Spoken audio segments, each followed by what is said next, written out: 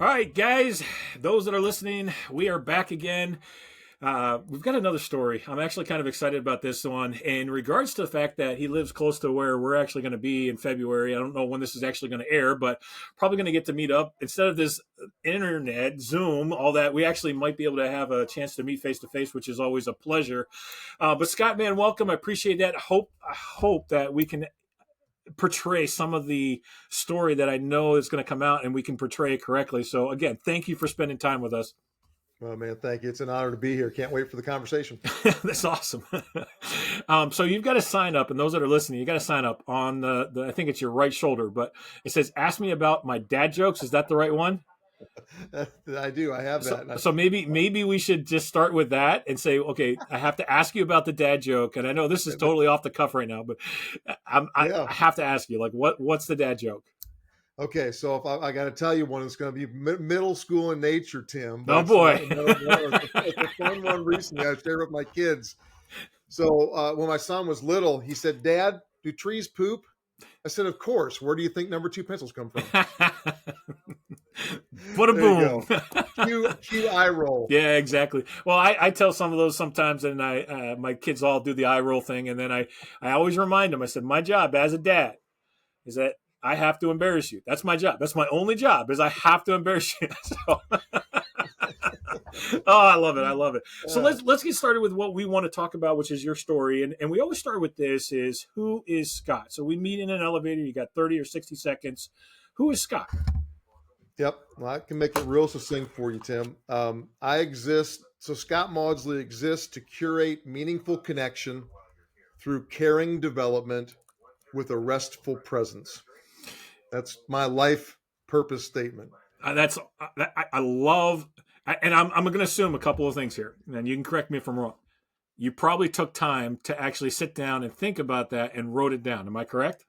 Oh man, listen, that was about 16 years in the making, Tim. A lot of refining, a I lot of thinking. I love that. I love that. And here's why: is because when we talk about stories, we talk a lot about false narratives and we talk about true narratives. And a lot of times we get calls or questions or emails from different individuals, and they're like, well, I just need to switch or I need to change. And a lot of times that expectation is that it happens overnight or it happens like I just made a decision and I'm going to all of a sudden now start writing a new story.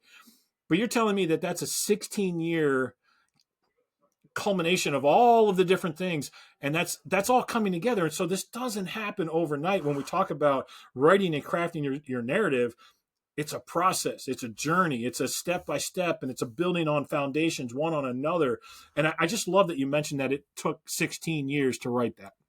Absolutely. Yeah. I often I'll say it as I'll say, hey, as I presently understand it, here is my life, my life purpose statement. But when I started a process every year, goodness, it was probably 18 years ago now, of just taking 24 hours and doing a little retreat and looking back and looking forward.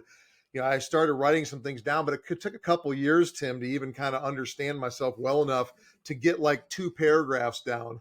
And Yeah. then I had to start like refining until I got to that. I think that's, what is it, a 9 or 10 word purpose statement? I couldn't agree more. I've been through that, and it is a hard thing. You have to take discipline to do it, but the reward on the other side is an immense amount of confidence and an immense amount of determination in knowing that this is how you're going to approach life and this is how you're going to craft your story. So let's jump into this prior.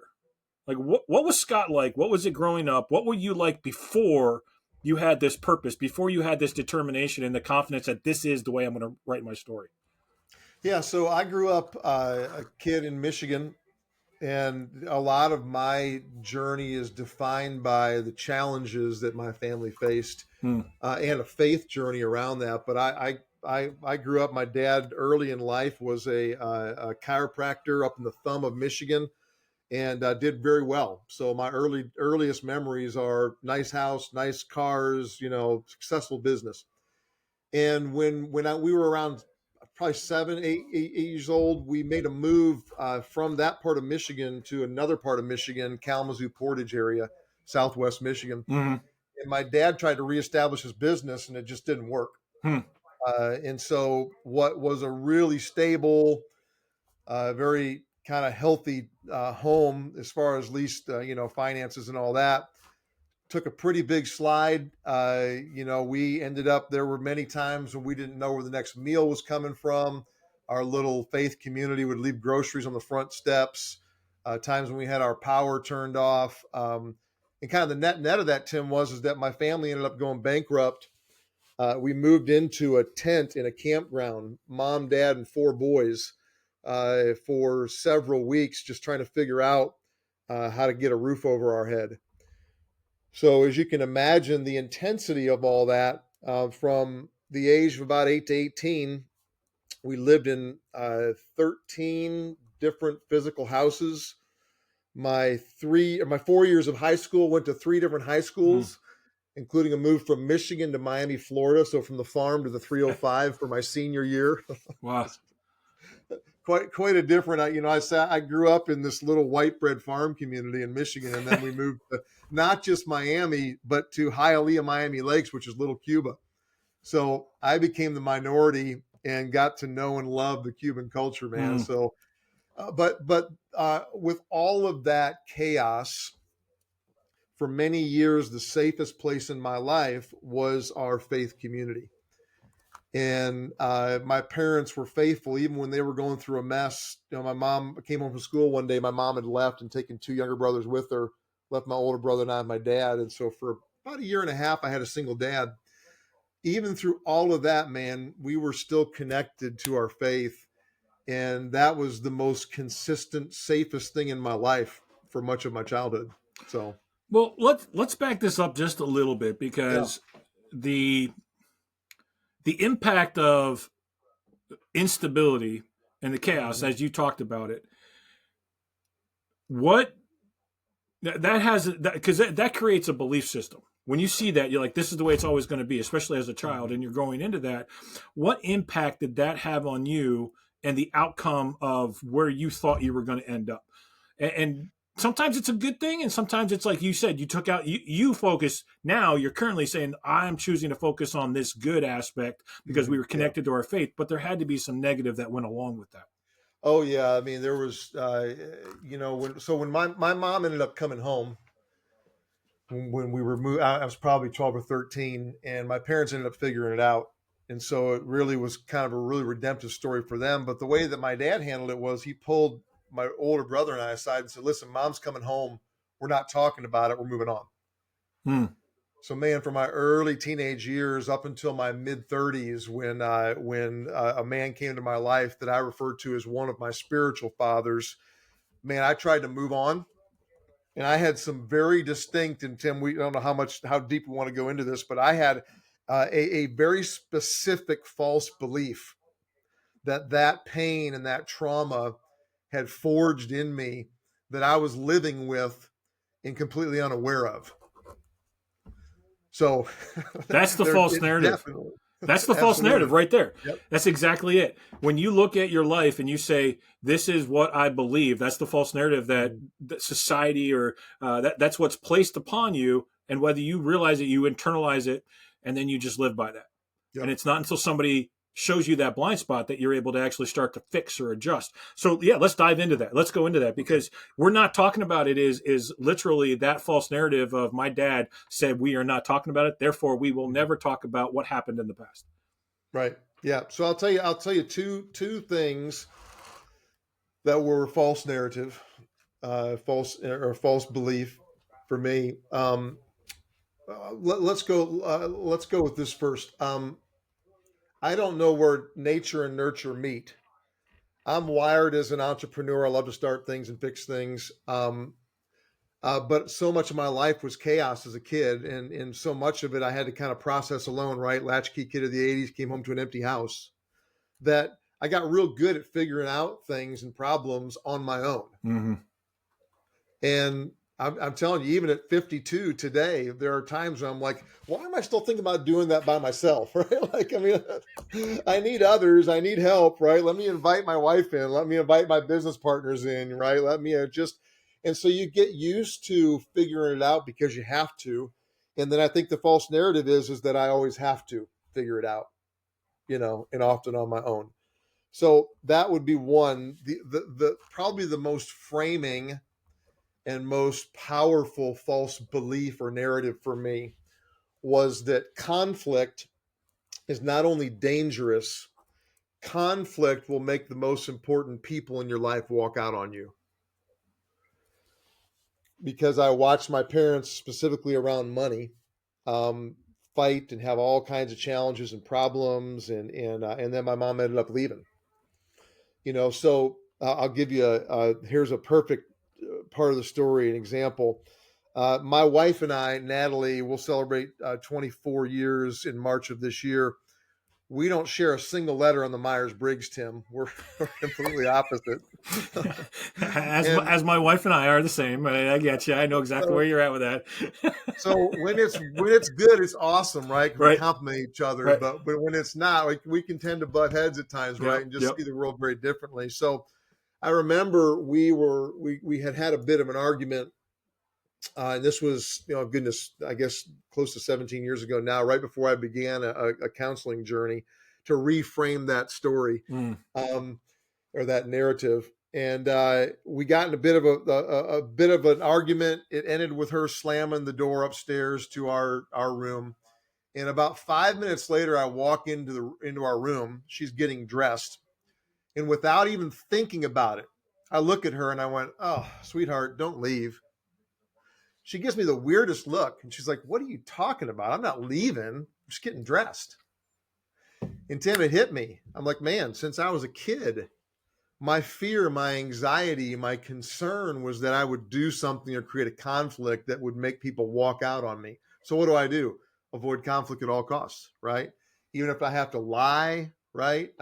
Just and what was revealed to me through a spiritual director and through a counseling journey was conflict is actually a really important part of a deeper level of relationship if you understand how to navigate it.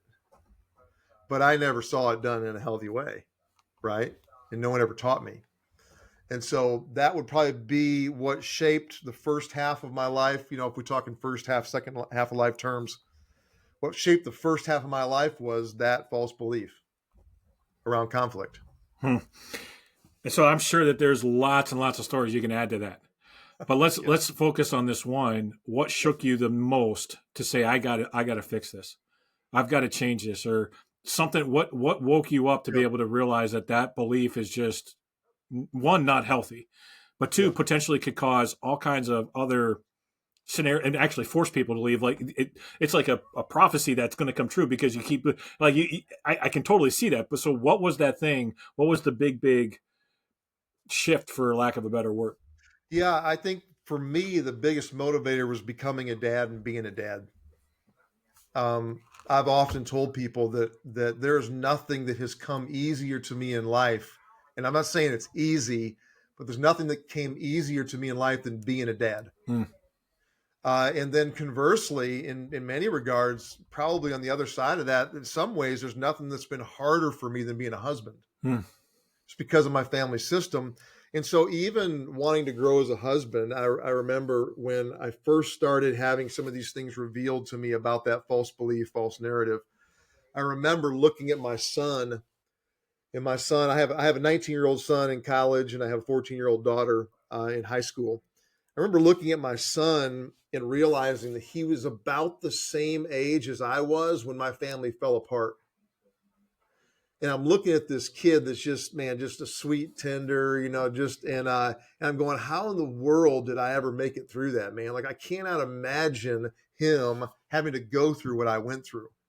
And there was this um, commitment, this thing in me that was like, man, whatever it takes, I want to continue to give him a different experience than I had, and that certainly continued to be a driving factor in many respects as I keep growing as a man, a husband, and a father.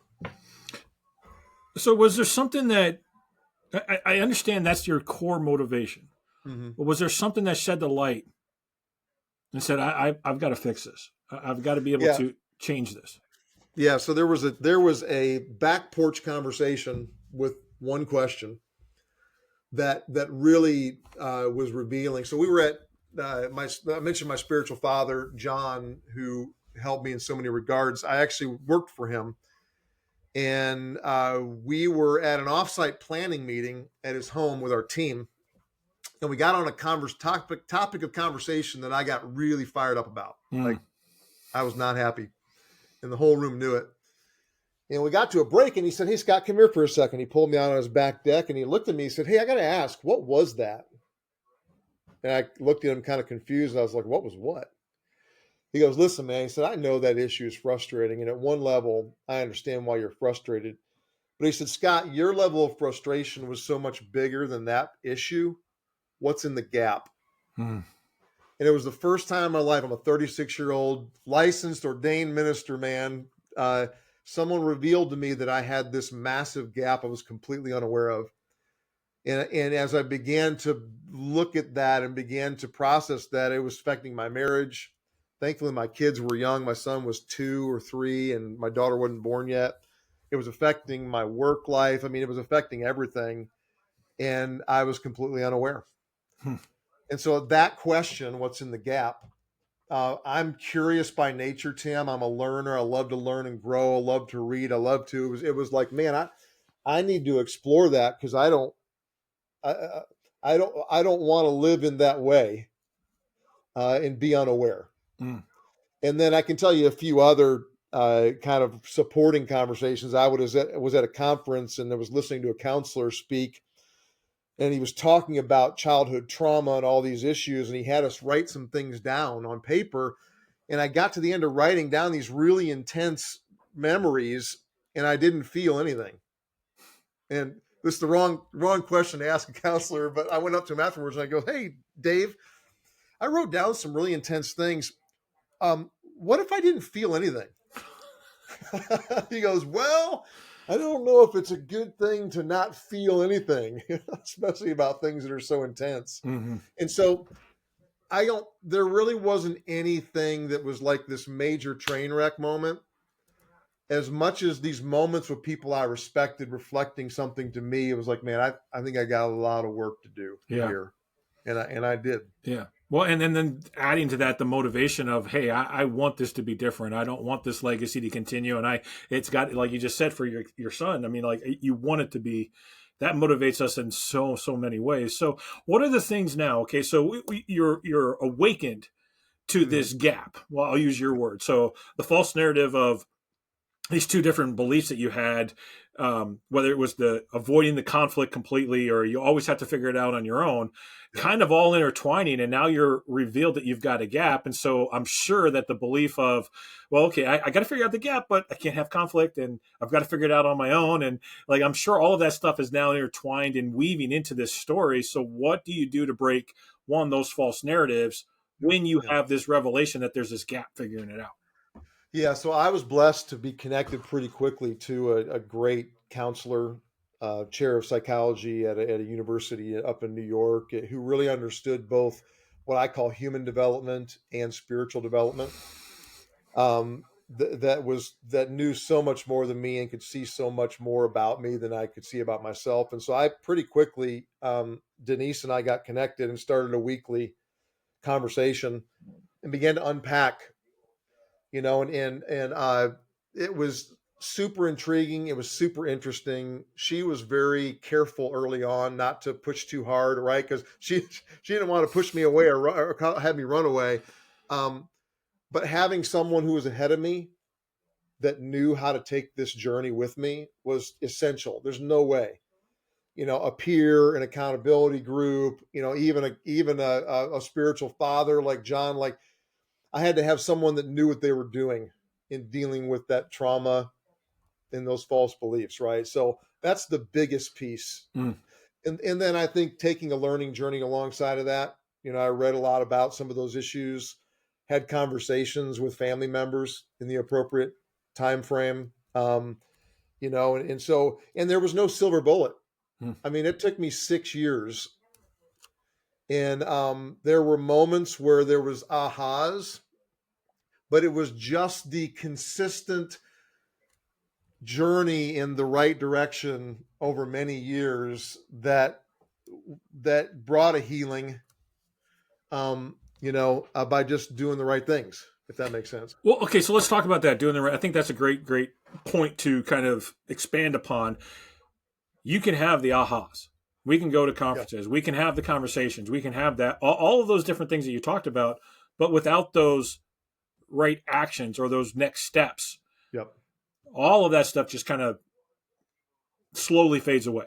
It just kind Right. of slowly just drifts, and you're like, well, I'll just go back to what I know is normal, what I know I'm comfortable with, what I'm confident that I've got this little square that I can live in. And I understand that. Mm-hmm. I don't understand outside that, but I understand in here. So what were the steps? What were the things Yeah. that you had to force yourself to do and recognize? Because if not, you're going to go back to the fact that I got to figure it out by myself, and I've got to avoid conflict.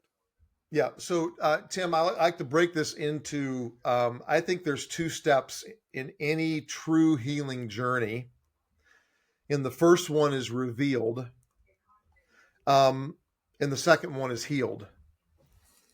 What I've discovered, not only in my own journey, but in helping a lot of other men and for me in spiritual leadership, is that we oftentimes come to a place of revealed and then think we're done. And that's really dangerous. Revealed's important because there's things when John said, hey, what's in the gap? And I had no idea, right? Like I got to go figure out what's the answer to that question. And so what began to be revealed was when my dad said, hey, we're not talking about it, we're moving on. I moved on from a lot of things that I had to deal with, right? And so the cool thing about when something's revealed, right, like there's a gap, I start to discover it is that, man, that's really freeing at some level. Like, oh my goodness, now that makes sense, right? But you can't just get over those challenges. You have to actually go through them. And that to me is the other side, is there is a healing journey, a healed journey on the other side of revealed that is so important for us. And we often short circuit that because we want to lean into revealed and go, okay, now I know and everything's fine. But what took for me 25 years, there's no way it would be undone in 25 days. And so I had to go back into really understanding and taking that healing journey. And that was the 6-year journey for me. And I remember one time I was about halfway through that, probably 3 years in. And I was talking to Denise one day and she's like, I just told her, I said, Denise, I'm exhausted, right? Like there's a reason why we don't deal with this stuff, man, because it sucks, And I said, when can we be done? And she kind of chuckled. She's like, Scott, I totally get it. And she said, you will probably be done with much of this journey when there are no more unanswered questions. And Tim, she was spot on. To this day, there are still things I struggle with when it comes to my story and my journey, but I know now exactly where they come from. That there are no more unanswered questions. It's now just wrestling with what am I going to do about the things that I struggle with, And so to me, that's for some people, that might be one conversation with a counselor because they didn't have the type of trauma I did. Yeah. For a lot of people with trauma, man, you got to go after it and stick with it and get to a place where you understand it. Mm. And that takes you from revealed to healed. Yeah. And that, like you said, it's not just a 25-day process. This is a year, more and more, depending on where you're at and who you're talking with. So, absolutely. So, and I love the way that you actually frame that because that gives us step-by-step kind of a way to actually start working through it. And nobody's path is going to be the same. It's always going to be a little bit different. So let's kind of just look and focus with a little bit of time that we have left. Yep. What are the things that you do on a daily basis? What are your habits or your rituals or your routines that you do on a regular basis that allow you to kind of maintain this path? And I say maintain, but it's really more of a growth. I guess I'm kind of looking at it from both sides of that. Yeah. But what are the things that you do to be able to continue that step-by-step climb, mountain growth, whatever way you want to frame that? Yeah. Yeah. Well, I often tell my kids, I say, you know what? I'm not this brilliant guy. Like if you'd have known me as a kid, I would not have been the kid that you'd say that I would write a book one day or, just, I was a kid that struggled a lot. And I just told him, I said, I'm just too stubborn to give up. Right. It's like so much of where I'm at today is because I just didn't give up. I just kept growing. Right. Like I cared enough to be a better person. I'm Tim. I'm super unstructured by nature. I've had to figure out how to put enough structure in my life to be successful. But when I see some of the folks that have Gantt charts for their Gantt charts, man, I just get confused. You know? You're making me feel good because I'm the same way, man. You're making me feel really good. But there are a few practices. Took a pretty deep dive during the healing journey into contemplative practice, silence, solitude, meditation. And so, I have in the mornings, I have a time of just breathing, kind of centering myself. I do have a prayer room that I go to daily. It's got a couple books in there. It's got a journal in there. I have some things hung on the wall that are very meaningful things to me that kind of put me in a place and a mindset of getting outside of myself and Mm. realizing the world's bigger than me. I mentioned that I just last week came back from a 24-hour retreat. Once a year, I go away and I come up with, and I'm showing a little journal here, my goals for the year, some things that I write down where I want to grow.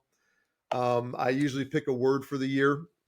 And I don't know if you can see it here. I'll actually, because we're on video, I'll turn this a little bit. I create a bracelet every year. So that's my last 8 years Oh, worth of okay. bracelets up there that have that word on it. And this year, my word is trust. I Mm. feel like I have to lean into trusting, for me, God, and trusting others more. And so that bracelet I wear, and is a constant daily reminder of who I want to become in that year. And so what I've figured out is there are little mementos and reminders I put in my life. And then I have the daily practice. It's real super simple, right? And then I'm wired to just get stuff done. So I don't have to necessarily add all this stuff to a calendar like, I just keep looking at it and keep moving forward. And usually by year end, we've made some progress. There you So go. I love the unstructured. It just suits me. I'm like, I can feel that right there. I love that. Oh, that's just awesome. So as we kind of conclude here, what yep. is there something that we talked about that you feel like, hey, if nothing else, I want you to remember that, or maybe there's something on your heart. You're like, hey, I didn't say this, but I need to. What is that one thing that you want to leave with everybody? Yeah, and of course, I do a lot of work with men in my world. I have my own nonprofit, Dads on Tap, and then I work for a national nonprofit called Man in the Mirror. And in working with thousands of men now over many years, I think the idea of minding the gap and becoming aware is the absolute most important thing I could ever say to any man. And here's a really practical way to understand or know if you have a gap. Think through the last 2 weeks of your life, your interactions with your wife, with a child, with someone at work, a family member, a neighbor, fill in the blank. When was there an interaction where your reaction was bigger than the issue at hand? That's a gap that you need to be aware of. And what often happens when I mention that is a guy goes, "Oh yeah, I mean, my wife and I had this, right?" Or I got upset at a child, right? Or we walk around so unaware of our false beliefs, hidden vows, of things that are buried. It's a sure sign when you have a bigger reaction than the issue at hand that there's something you need to take a look at. Mm. And it might be simple, might be pretty complex, but man, we sure owe it to ourselves and owe it to the world we live in to become aware of those things and to become a mature, excuse my French, I say a grown ass man in the Perfectly world that fine. we live in. Yeah, you know, absolutely. because at the end of the day, Tim, talk about legacy, talk about all that. What I want my kids to look back one day and say, you know what, Dad wasn't perfect, but he loved us and he never quit growing. Like that would be it for me. Yeah. Yeah, and I love the end on that, and we're going to, but I would be remiss if we didn't mention. I mean, I know that you're involved with the organization Dads on Tap. Mm-hmm. You're involved with the organization Man in the Mirror. There's a Yep. lot of good things that are going on in mentoring men. I'd love for people to be able to get connected with you. So Yeah. both on all accounts, because we need that. We need men to be able to step up and say, yeah, I'll lead somebody else. I've walked this path and I'm turning around and helping the next person coming along the path. So Absolutely. maybe just take a second, say what those are, and then just Yep. how to get in contact with you. Totally, totally. So Dads on Tap is a local nonprofit I started 5 years ago to create a quarterly night for guys to come and learn how to be a better dad, have a great beer together. So we partner with 10 breweries across our region. There are 7 things that make a Dads on Tap work. So if anybody's interested in launching a chapter or learning more there, dadsontap.com is a great place to do that. Man in the Mirror is a national nonprofit that works with a lot of churches to help with ministry to men. And I lead something called Spiritual Fathers. I wouldn't be here today if I hadn't had John as a spiritual father and Tom and a few other guys that invested in me. Spiritualfathers.com is that website. And would love to talk more about intergenerational discipleship or mentoring. And then lastly, I just finished a new book for dads called A Dad's Bible Journey. And this one is through the Torah. So I'm going through the Bible and I'm capturing every story of a dad and their direct impact on their kids. So not a principle, an actual story. So there were 24 stories in the first 5 books of the Old Testament. And that basically gives the story, a dad reflection, and then 2 questions we can ask ourselves about how we can become a better dad. So the average guy reads 1 book a year. And most men are very intimidated by the Bible, especially the Old Testament. So my average chapter is like 2 pages. It's looking at the Bible through the lens of being a dad. It's super simple, but it's a really practical way for us to figure out, okay, how do I take all this big book and the wisdom that's in there and incorporate it in my life? So that's available on Amazon, A Dad's Bible Journey. And I'd love to connect. If anybody wants to know more, my contact information, scott@dadsontap.com is the easiest email to reach me. Perfect. Perfect. So awesome. Well, again, thank you so much for sharing. There's just a lot of stuff here, and we might have to circle back here and come back at another time and maybe talk a little bit more about this mentoring topic, because it's just so key. It's such a huge, important part of our lives that's missing. But again, thank you. Thank you for sharing. Thank you for taking the time out of your day to be able to be on our podcast. Well, Tim, thank you for the invitation, man. I enjoyed it. Yeah, for those listening, I'm not sure where you're listening, to be honest with you, because we got stuff all over. We got podcasts, we got it on YouTube, we've got it every which way. If you want to see the actual real action, because he did show off his bracelets, you have to go to YouTube to be able to see that. And the sign that says, "Ask me about my dad jokes," all that stuff. It's over on YouTube. Be able to see that. But that's the fun part. You actually get to see kind of the other part of the conversation. But for those that have an impact, something that resonated with you, and I mean this from the bottom of my heart, and I know every person that we interview, every person that's a guest, if something touched you, reach out to us and let us know, because that makes our day.